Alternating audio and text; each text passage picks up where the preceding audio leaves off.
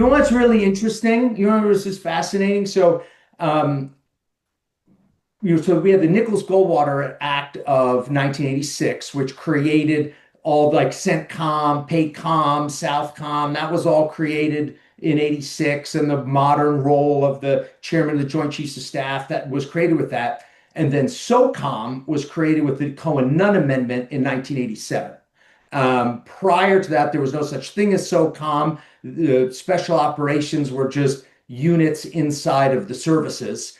And a lot of this was in response to failures in Grenada, where like literally radios didn't work together and so on and so forth. And the whole concept of jointness and the joint force came out of this great big reform of 86, which was really the biggest reform in the military since the National Security Act of 1947 and 49. But nevertheless, one of the COAs for SOCOM was to make the Marine Corps SOCOM. Was to And what? it was the Marine Corps was going to be SOCOM, Oh, wow. I didn't know that. because the Marine Corps is fully integrated. We have so Yeah. the Army is not legally allowed to own fixed wing aircraft. Um, they're none, zero. That's for the Air Force. When they split off the Army Air Corps and created the Air Force, the Army is only allowed to buy helicopters. And so, but the Marine Corps, we have the full spectrum of aviation, and this is all written in like Title 10 and what Congress, all this kind of stuff. So we have the full spectrum of aviation, which is cargo planes, fighter planes, helicopters, all the stuff.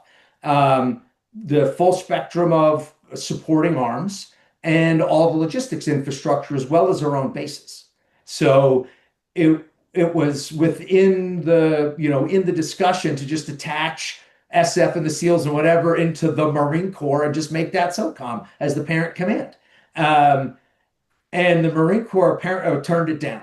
And I don't know which I think it was General Gray said absolutely not. And that's when we went from the MEU to the MEU-SOC. We are Special Operations Capable, which is obviously a nonsensical term because you're either in SOCOM and get MFP 11 money, or you're not. Like that's it. So, but it was but one of those like strategic decisions, if you will, of like what would have been had the Marine Corps leadership had a different take on what we do and how we fit in and how things would evolve. But Kodak invented the digital camera, so you can't hold anything against them. They made the best decisions they could with the information that they had. But as we've seen SOCOM evolve, it's it's unbelievable. I don't think anyone thought that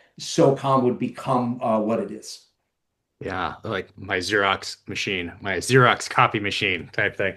Man, yeah. So then after September 11th, things shift. Maybe leadership sees that this is going to be a special operations heavy war, especially maybe in those beginning days when it really was, and then see the evolving nature of warfare, what SOF is bringing to the game, and realize, hey, we need to at least try this out. So MARSOC Det 1 comes online. I don't know exactly when, 2002, 3 timeframe, something like that, and they'll deploy Yeah. then in 2004 for the first time. And that was and it was amazing being able to work for them, being able to work for Major K at the time. Amazing guy. He was just fantastic. Those guys were awesome. I loved working with Well, those guys. the Det 1 Marines were like the superstars of the superstars. Like when those are all they were all handpicked. Essentially, all of them came out of a force reconnaissance unit, and that group was really unbelievable. Like like just from an individual level, who they were and what their capabilities were was probably one of the finest Marine Corps fighting forces ever. And it's no surprise that they were incredible. If you enjoyed that clip, watch the full episode here or another clip here.